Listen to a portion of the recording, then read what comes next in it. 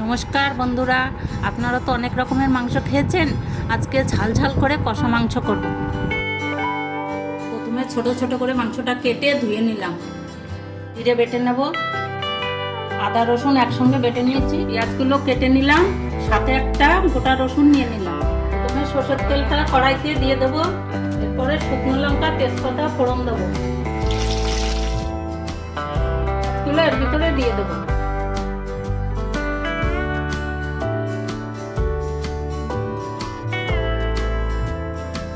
একটু ভাজা হয়ে গেছে, এবার আদা রসুন পেস্ট দিয়ে দেবো।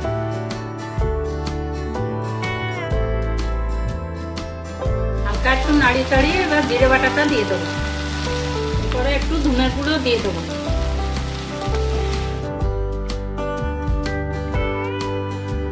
এরপরে গোটা রসুনটা দিলাম, গোটা রসুনটা দিলে মাংসের টেস্টটা ভালো হয়।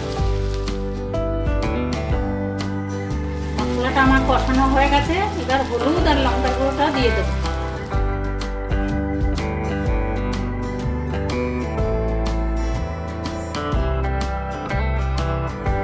মশলাটা একটু লেগে যাচ্ছে, এবার হালকা একটু জল দিয়ে দেবো।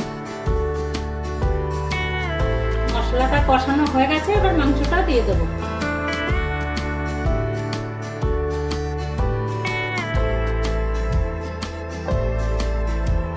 মাংসটা কষিয়ে নেব। মাংসটা কষানো হয়ে গেছে, এবার লবণটা দিয়ে দেবো।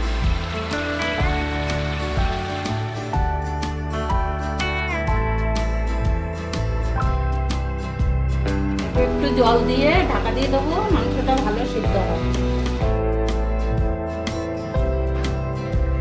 এবার ঢাকনাটা তুলে নেব।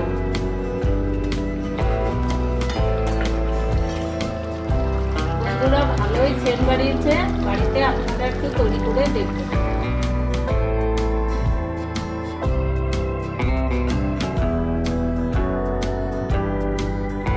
মাংসটা কষা কষা করবো, আর এর জন্য জলটা শুকিয়ে নেব।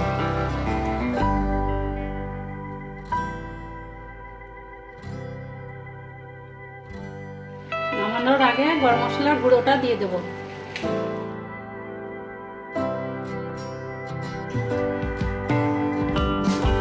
মাংস তৈরি হয়ে গেছে, এবার নামিয়ে দেবো। অবশ্যই জানাবেন আপনারা কেমন লাগলো।